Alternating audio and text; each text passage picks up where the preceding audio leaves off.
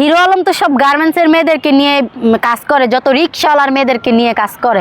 রিক্সাওয়ালারা মেয়ে জন্ম দিয়ে দিছে হিরো আলমের সাথে কাজ করার জন্য। সোহামণি তো ভালো, তুই তো ভালো, তুই কেন হিরো আলমের কাছে আসলি কাজ করার জন্য? আর ভালো কোনো পাস নাই, হিরো আলম খারাপ। স্বপন তো ভালো, তো স্বপন রে সাইরা আবার কেন এখন হিরো আলমের কাছে আসতে চাইতেছস?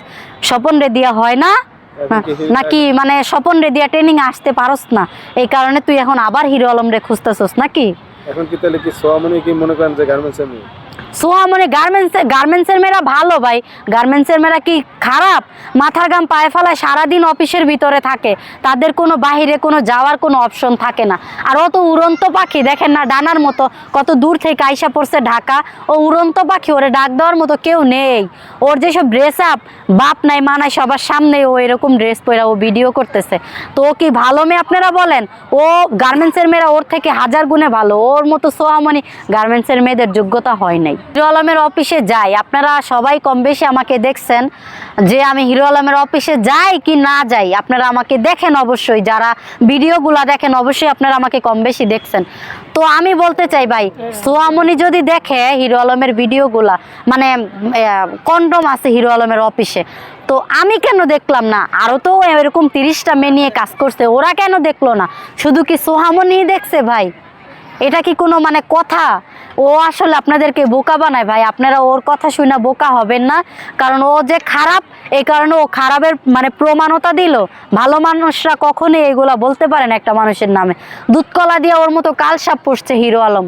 ভালো যারা আছে কাজ করে মিডিয়াতে, তারা কখনোই ওর মতো সোহামণিকে কাজে নিবে না।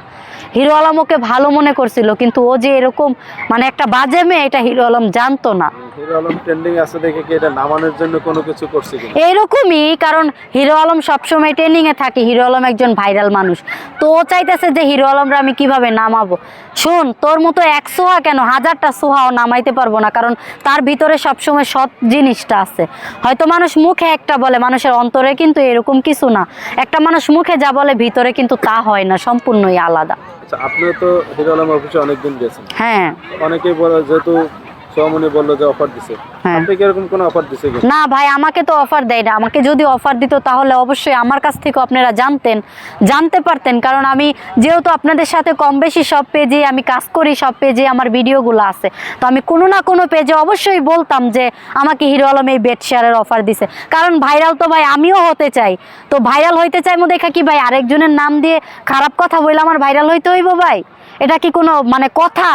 ও চাইতেছে যে আমি হিরো আলমের নামে বাজে কথা বলবো, আমি ভাইরাল হয়ে যাইব। ভাই ভাইরাল সবাই হতে চায়, সবার মাথায় নেশা একটা যে আমি ভাইরাল হব।